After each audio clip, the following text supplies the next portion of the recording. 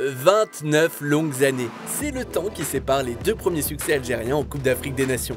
La première fois, c'était en 1990, à la maison, au rythme des gestes techniques de Rabat Madjer et de la finition impeccable de Cherif Oudjani.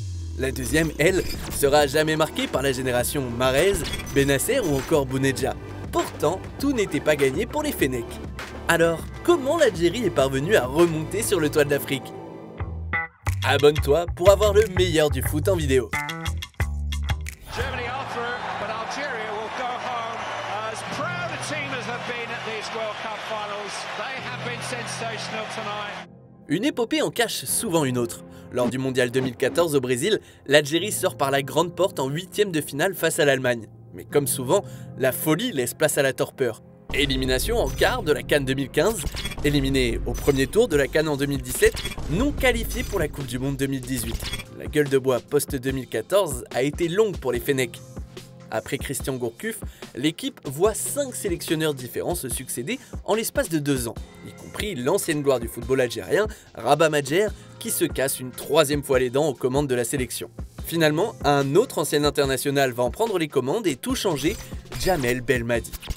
Ce qui nous différencie du travail de club, que ce soit pour les joueurs, que ce soit pour l'entraîneur. On est au service d'une nation, on représente une nation avec une histoire forte. Arrivé sur le banc de la sélection algérienne, moins d'un an avant le début de la CAN, l'ancien milieu de l'OM impose deux choses à son collectif, sacrifice et solidarité. On peut ajouter à cela un peu de sérieux. Haris Belkebla ne vous dira pas le contraire. Le milieu de Brest a été exclu des rangs de l'équipe nationale pour avoir montré ses fesses sur les réseaux sociaux. Pour Belmadi, seules deux choses comptent, la gagne et la CAN. À l'occasion de l'édition 2019, la Coupe d'Afrique des Nations décide d'adopter un format similaire à celui de l'Euro. Les deux premières équipes en phase de groupe seront directement qualifiées, ainsi que les 4 meilleurs troisièmes. Pour parvenir au Graal, il existe donc plusieurs chemins possibles pour l'Algérie. Mais avec Djamel Belmadi aux commandes, la facilité, ça n'existe pas.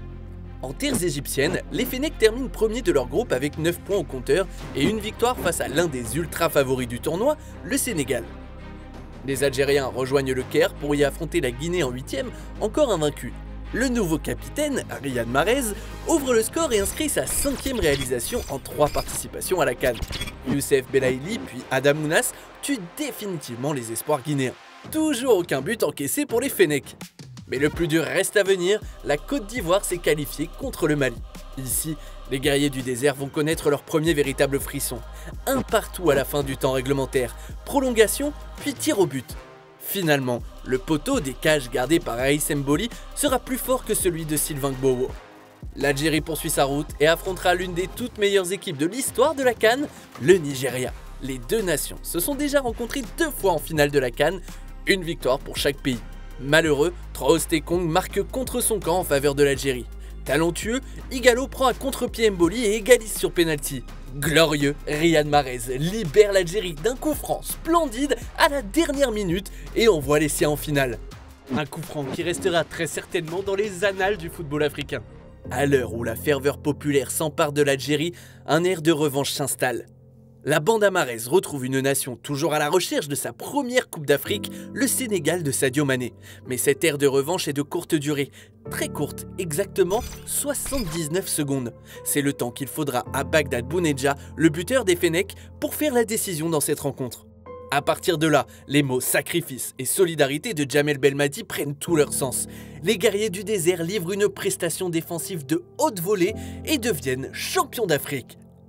Mais cette victoire, elle va bien au-delà du ballon rond. Depuis quelques mois, les Algériens sortent tous les vendredis pour manifester contre le pouvoir. La démission du président Abdelaziz Bouteflika, quelques mois avant le début de la CAN, est l'un des résultats de cette lutte acharnée. Sur les réseaux sociaux, les numéros de Riyad Mahrez et de Youssef Belaïli deviennent deux véritables symboles. Le 7 et le 8 représentent 2 articles de la constitution algérienne qui indiquent que la souveraineté nationale et le pouvoir constituant appartiennent au peuple. En Algérie, le football c'est aussi et surtout politique. Mais après la raison vient la passion. Les Fennecs feront encore vibrer les Algériens un moment. Sous les ordres de Djamel Belmadi, la sélection termine l'année 2019 invaincue, aussi bien sur les terrains que dans la tête de chacun de ses supporters. Et toi, tu es plutôt Rabat Madjer ou Riyad Mahrez? Raconte-nous l'époque du football algérien qui t'a le plus fait kiffer. Merci d'avoir regardé notre vidéo. Si tu as aimé, n'hésite pas à parler de notre chaîne autour de toi, d'aimer, de partager. Quant à moi, je te dis à très vite pour une nouvelle vidéo Ciao.